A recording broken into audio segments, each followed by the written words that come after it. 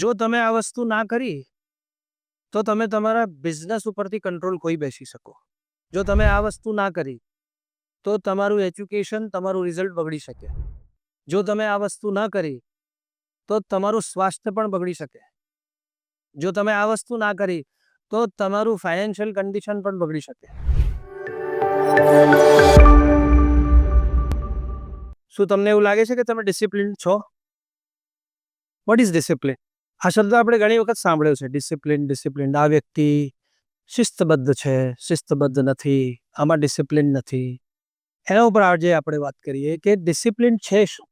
Discipline એટલે કેટલીક set of habits, કેટલાક અલગ અલગ પ્રકારની આદતોનું એક સમૂહ.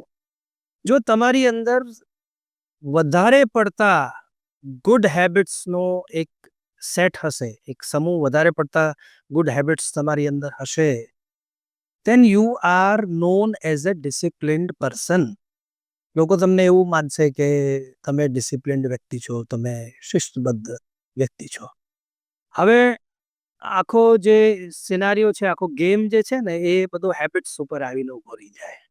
અલગ અલગ પ્રકારની હેબિટ્સ છે અને આજે આપણે એ અલગ અલગ પ્રકારની હેબિટ્સને સમજવાનો, જાણવાનો પ્રયત્ન કરીએ, જેથી આપણા જીવનમાં આ ડિસિપ્લિન શબ્દ જે છે એ સરસ રીતે ગોઠવાય અને આપણે શિસ્તબદ્ધ રીતે આપણું જીવન જીવી શકીએ. હવે ડિસિપ્લિનને આપણે બહુ પોલિશ્ડ રીતે એક જાર્ગનમાં જોઈએ છીએ. એક બહુ આમ ટેકનોક્રેટ વર્ડ છે, જાર્ગન. ડિસિપ્લિન નથી એની અંદર, અને મારી અંદર બહુ ડિસિપ્લિન નથી, અથવા પેલા ભાઈની અંદર ડિસિપ્લિન નથી. હવે એક એક શબ્દને આપણે ટાઇટલ તરીકે વાપરીએ છીએ, પણ એ શબ્દનો અર્થ જે છે એ ખરેખર ડિફરન્ટ હેબિટ્સ સાથે સંકળાયેલો છે. અલગ અલગ પ્રકારની આદતો આપણને ઘેરીને ચાલતી હોય છે. એક ખૂબ જ સરસ સેન્ટેન્સ મેં ક્યાંક વાંચ્યું હતું કે habits are good servants but bad masters. જો હેબિટ તમારા માટે કામ કરે તો એક સરસ સર્વન્ટ તરીકે કામ કરે. તમને એક સારામાં સારું પરિણામ આપે, તમને એક જોઈતું ધાર્યું પરિણામ તમને લાવીને આપી શકે, એટલી તાકાત છે તમારી હેબિટ્સમાં. પણ જો એ હેબિટ્સના કંટ્રોલમાં તમે આવી ગયા તો habits can become a bad master. પછી એ તમારાથી ધાર્યું કરાવી શકે. એ તો આપણને બધાને ખ્યાલ જ છે. પણ હેબિટ્સને આજે આપણે અલગ અલગ અલગ ભાગમાં વહેંચીને જરા તપાસીએ, અને તમને જાણીને તમારા વિશે ઘણું આશ્ચર્ય થશે અને કદાચ મદદ પણ મળી શકે.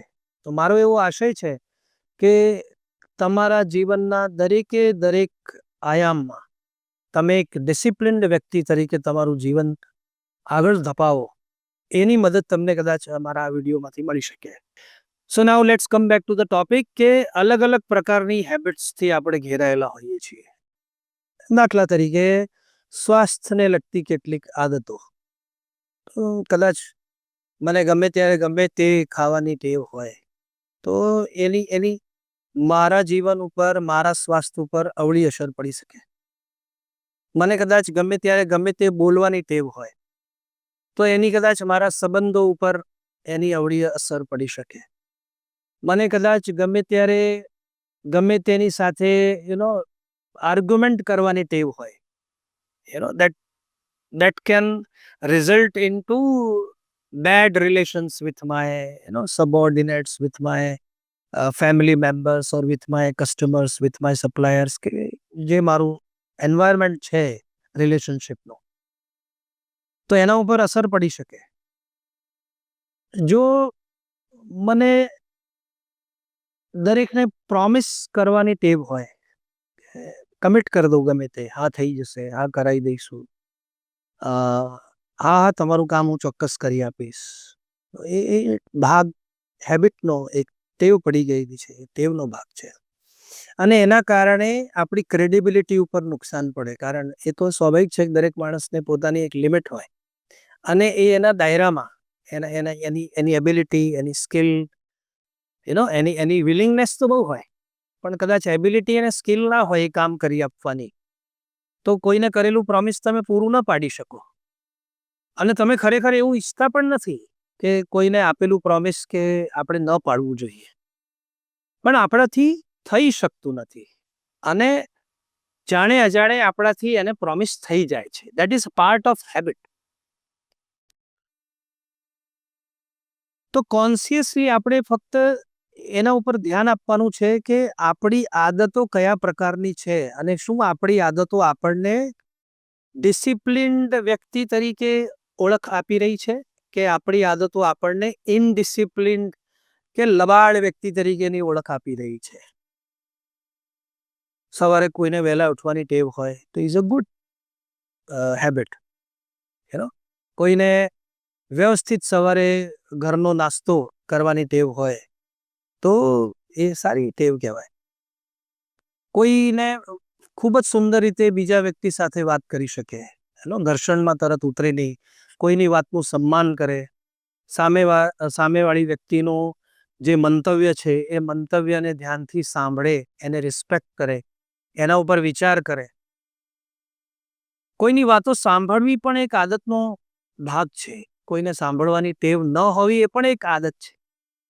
તો સાંભળવાની ટેવ ન હોવી એ ઇનડિસિપ્લિન વ્યક્તિ તરફ આપણને દોરી જાય, પણ શાંતિથી બેસીને સાંભળવું એ પણ એક ડિસિપ્લિન વ્યક્તિત્વ તરફ દોરી જાય આપણને. આપણા ઉપર એવું લેબલ લાગતું જાય કે ઇઝ ઇનડિસિપ્લિન, એ ગમે ત્યારે સામે આર્ગ્યુમેન્ટ કરે છે.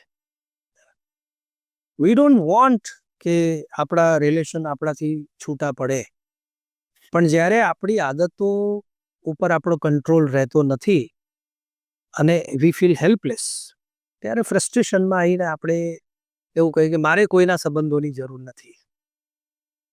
ખરેખર જરૂર છે, અને તમે જાણો છો કે તમને જરૂર છે. આપણે બધા એક સામાજિક પ્રાણી છે અને આપણને સંબંધોની જરૂર છે જ.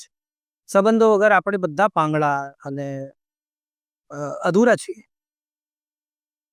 પણ આ આદતો ઉપર ધ્યાન નહીં હોવાના કારણે, એક આદતના કારણે આ સંબંધો આવી ડેડ એન્ડની અણી ઉપર આવી જાય, તો એ આદત આપણી ખિલાફ કામ કરે છે. એટલે જો તમે એક ડિસિપ્લિન્ડ વ્યક્તિ તરીકે તમારી ઓળખ ઊભી કરવા માંગતા હોય તો તમારે તમારી વાતચીત કરવાની જે હેબિટ્સ છે અથવા સાંભળવાની હેબિટ્સ છે એના ઉપર કોન્શિયસલી વિચારવું જોઈએ. આપણે એવું પણ સાંભળ્યું હશે કે ફાઇનાન્શિયલી ઇનડિસિપ્લિન છે. ફાઇનાન્સ આ ભાઈનું બહુ અસ્તવ્યસ્ત છે. તો ફાઇનાન્સ ડિસિપ્લિનના પણ કેટલીક સેટ ઓફ ગુડ હેબિટ્સ ને સેટ ઓફ બેડ હેબિટ્સ છે.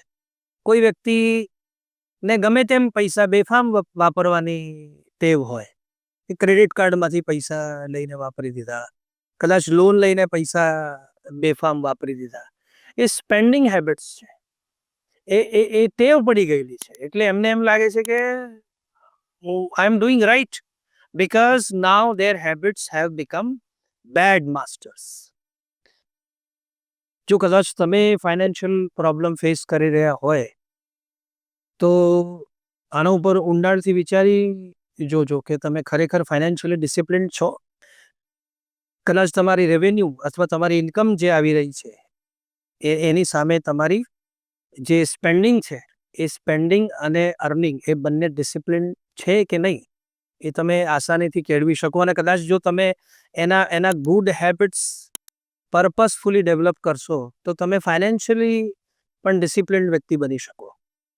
હવે હેબિટ્સ માટે બહુ પ્રચલિત પ્રેક્ટિસીસ ઘણા બધા લોકોએ રિસર્ચ કરી છે, અને બહુ સિમ્પલ આનું શું કહેવાય રેમેડી છે. Is very simple remedy for habits, કે જ્યારે તમે કોઈ પણ આદત બદલવા માંગતા હોય અથવા કોઈ પણ આદત નવી ડેવલપ કરવા માંગતા હોય ત્યારે તમારે ફક્ત 21 થી 25 દિવસ એ આદત વિશે કોન્શિયસલી વિચારવાનું છે. દાખલા તરીકે મારે સવારે 5:30 વાગે ઉઠવાની ટેવ પાડવી છે. હાલ મારી જે ટેવ છે એ સવારે 8:30 વાગે કે 9 વાગે ઉઠવાની ટેવ છે, પણ મારી ઈચ્છા છે કે મારે સવારે 5:30 વાગે ઉઠી જવું છે. મારે પર્પઝફુલી 21 થી 25 દિવસ સવારે 5:30 વાગે ઉઠીને બેસી જવું છે.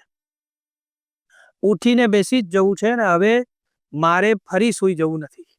જો હું મારી જાતને સવારે 5:30 વાગે લગાતાર 21 દિવસ સુધી, 22 દિવસ સુધી, 25 દિવસ સુધી જો ઉઠવાની પર્પઝફુલી ટેવ પાડું, તો 26મા દિવસે તમને કોઈ પણ અલાર્મની કે કોઈ પણ વ્યક્તિની મદદની જરૂર નહીં પડે.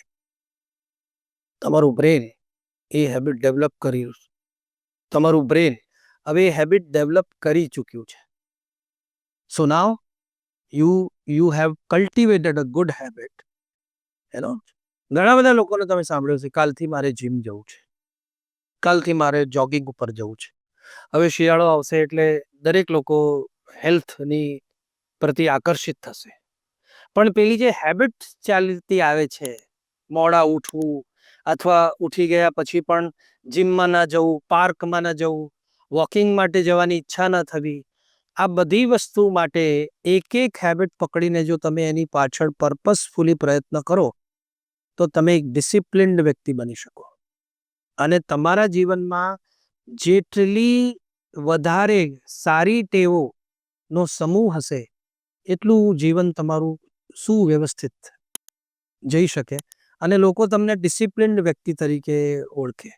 તો તમને નથી લાગતું કે તમારે ડિસિપ્લિન્ડ વ્યક્તિ તરીકેની યાત્રા આજથી શરૂ કરવી જોઈએ? શું તમારા બિઝનેસને લગતા ચેલેન્જીસ અને પ્રોબ્લેમ્સથી તમે હેરાન છો, પરેશાન છો, ટેન્શનમાં છો, ઊંઘી શકતા નથી, જમી શકતા નથી, તમને એમ કોન્ફિડન્સ ફીલ થતો નથી કે આવતા 2, 5, 15, 20 વર્ષ સુધી હું આ બિઝનેસને આમને આમ હંકારી શકીશ? આવા કોઈ પણ બિઝનેસના પ્રોબ્લેમ કે બિઝનેસના ચેલેન્જીસને લગતા નિરાકરણ લાવવા માટે આજે જ અમારા એક્સપર્ટ સાથેની અપોઇન્ટમેન્ટ બુક કરો and let's discuss your business problems and challenges in detail with cup of tea.